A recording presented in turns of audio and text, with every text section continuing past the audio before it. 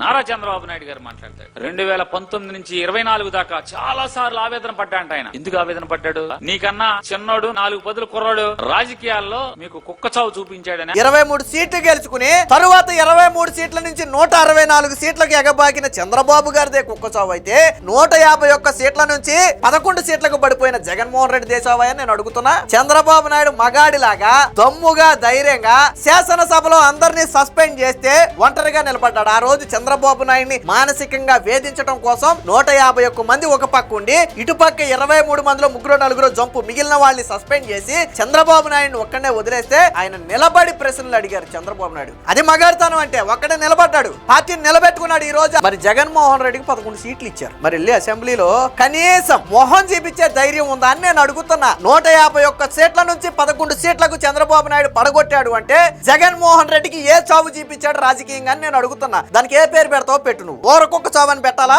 లేదా వీధికొక్క చావు అని పెట్టాలా? ఏ పేరు పెడతావు పెట్టు.